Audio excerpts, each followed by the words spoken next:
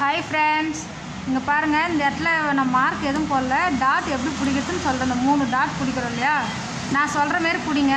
அந்த சில பேருக்கு ஜாக்கெட் தைச்சா ஃப்ளாட்டாக இருக்கும், இல்லைனா ஒரு மாதிரி குத்திக்கிட்டு இருக்கும்.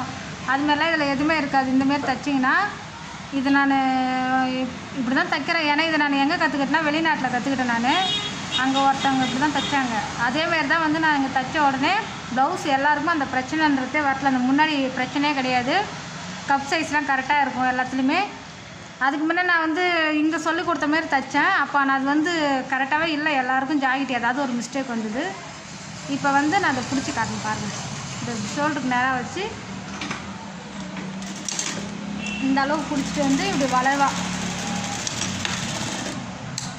இந்தமாரி வளைவா வரும். நம்ம அதுக்கு முன்னாடி பிடிச்ச டாட் வந்து இது இப்படி ஸ்ட்ரைட்டாக அப்படி கொண்டு வருவோம். அப்படி கொண்டு வரக்கூடாது. இப்படி வந்து ட்ரை பண்ணி பாருங்கள். இந்த ஒட்டில் வந்து இப்படி முடிகிற மாரி ட்ரை பண்ணுங்கள். இது நல்லாயிருக்கும். ப்ளவுஸு அவங்க இவ்வளோ அழகாக எப்படி சொல்கிறது, நான் நல்லாயிருக்கும். இது மாதிரி தைங்க. தைச்சி பார்த்துட்டு எனக்கு சொல்லுங்கள், கமெண்ட்டில் சொல்லுங்கள். ஓகேக்கா அப்படின்னு சொல்லிட்டு சொல்லுங்கள். இன்னும் நிறைய சின்ன சின்ன டிப்ஸ்லாம் நான் சொல்கிறேன். இப்போ பாருங்கள், நான் இப்போ இந்த 3 டாட் பிடிச்சிட்டேன். ஆனால் அது எவ்வளோ அழகாக இருக்குது பாருங்கள். எந்த ஒரு இதுவுமே இருக்காது. கப் அளவு கரெக்டாக வந்துடும். மெயினாக ஜாக்கெட்னாலே இதுதான் பிரச்சனை எல்லாருக்கும்.